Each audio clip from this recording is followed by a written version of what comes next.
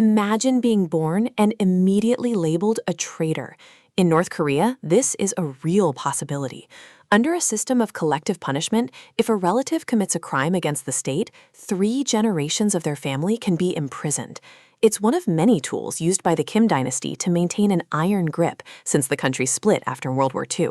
The regime uses its ongoing technical state of war with the South to justify total suppression. Forget political choice. Elections have only one candidate. Failure to vote means prison. There's one state TV channel, and getting caught watching a South Korean drama can lead to a labor camp or worse. Even personal expression is policed, with recent bans on simple things like sunglasses. But the control reaches its most terrifying extreme in policing not just actions, but ideas. In North Korea, even a disloyal thought can be a crime, making your own mind the final prison. In North Korea, your family history dictates your entire future. The regime sorts everyone into 3 classes. At the top, the elite in Pyongyang enjoy privileges like owning cars. In the middle are ordinary workers. But if your ancestors were religious or had ties to South Korea, you're branded part of the hostile class. Considered traitors, you're forced into the worst jobs, like mining or manual labor. Daily life is a constant performance of loyalty. On the death anniversaries of Kim Il-sung and Kim Jong-il, crying is mandatory. If you don't seem sad enough, your loyalty is questioned. Every home must display pristine portraits of the leaders. Starting at 17, every citizen, male or female, serves 10 years in the military. This control is so absolute, North Korea even has its own calendar. The Juche calendar begins in 1912, Kim Il-sung's birth year, so 2025 is officially year 113. This total isolation is intentional. The regime fears outside knowledge could spark a rebellion. The only reason we know any of this is thanks to the brave few who have escaped, smuggling out their stories on hidden USB drives. Imagine your world shrinking. First, the global internet vanishes, replaced by a tiny state-run network where every click is watched. All private media disappears. TV, radio, and newspapers all sing the same song, praising the government and vilifying its enemies. Soon, even your personal choices are gone. Your hairstyle is selected from a state-approved list. Wearing blue jeans or dyeing your hair becomes a punishable offense. Even the food you crave is political. American hot dogs and popular South Korean dishes are banned. The walls close in further. You need a government permit just to travel to the next city. Leaving the country is an impossible dream for all but the elite.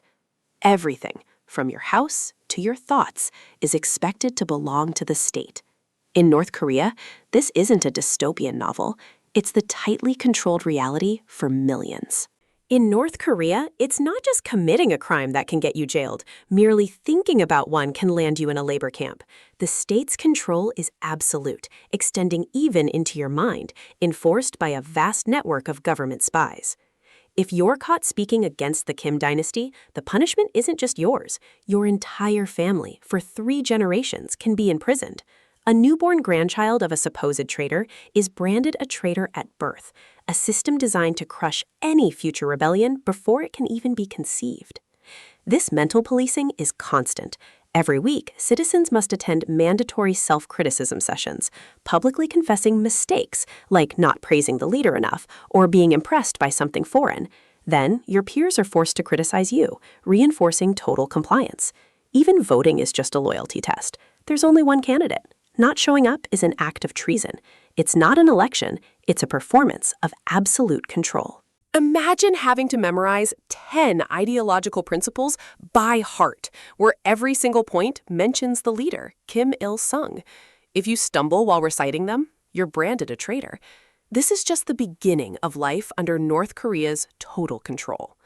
At home, your television is permanently locked to government channels. Want to ride a bicycle?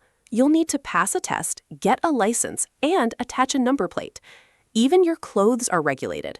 Wearing foreign logos is strictly forbidden, seen as a corrupting outside influence.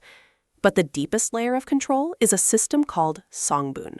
From the moment you're born, your entire life is determined by your family's history.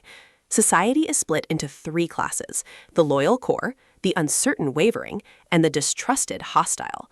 This single classification dictates your job, your home, your access to food, your entire future. It's a system where your identity isn't your own, it's inherited. In North Korea, your family history dictates your entire future.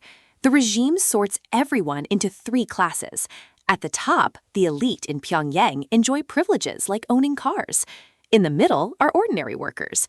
But if your ancestors were religious or had ties to South Korea, you're branded part of the hostile class. Considered traitors, you're forced into the worst jobs, like mining or manual labor. Daily life is a constant performance of loyalty. On the death anniversaries of Kim Il-sung and Kim Jong-il, crying is mandatory. If you don't seem sad enough, your loyalty is questioned. Every home must display pristine portraits of the leaders. Starting at 17, every citizen, male or female, serves 10 years in the military. This control is so absolute, North Korea even has its own calendar. The Juche calendar begins in 1912, Kim Il-sung's birth year, so 2025 is officially year 113. This total isolation is intentional. The regime fears outside knowledge could spark a rebellion.